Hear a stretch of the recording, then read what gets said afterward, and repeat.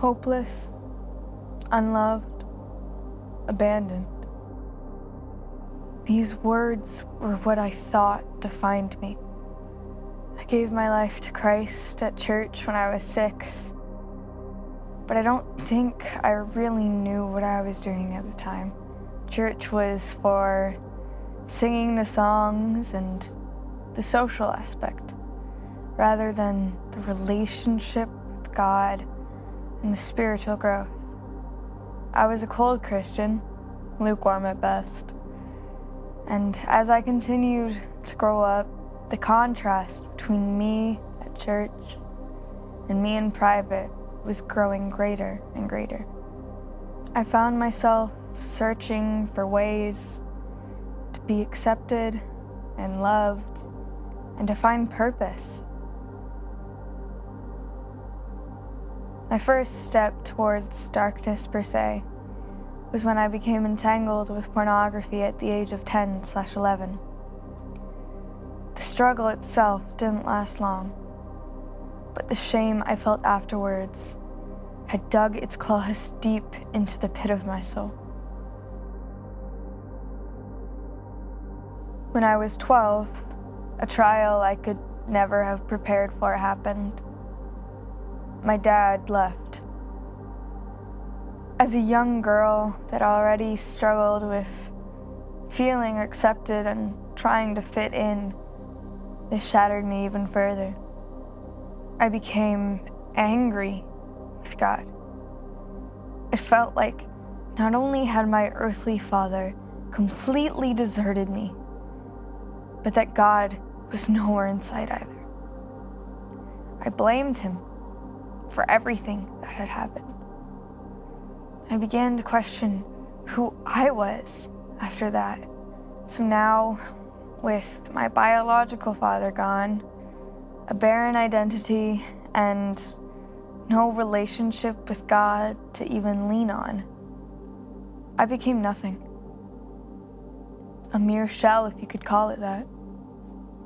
When I was at my lowest is when the devil snuck in and implanted within my empty shell false identities.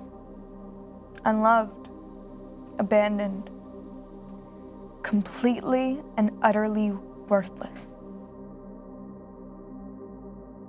I thought God had deserted me, just like everybody else. I was filled with anxiety and fear, thrown into a grave that I couldn't get out of myself. After the first initial names planted by the devil, I made some of my own. I identified myself as bisexual, gender fluid, queer, you name it. Anything to fill the void, to be accepted and loved. Loved by the world, that is. That identity eventually faded. But once again, the guilt and the shame didn't and wouldn't for a while. That was until Jesus. I was at a youth event at my church, and a youth leader, a complete stranger to me, came and sat down and showed me the true love of Christ that I had been missing. He said things to me that nobody else but God would have known. He asked me if I had guilt from my past and was carrying guilt from things that weren't my fault. Only God could have known this depth of my heart. The youth leader told me that because of Christ, all of my guilt, the guilt I was even feeling in that moment, was washed away and forgiven. He told me that God loved me and would love me no matter what. That night, as I lay in my sleeping bag on a bunch of church chairs, I cried out to God, and every morsel of my being felt peace.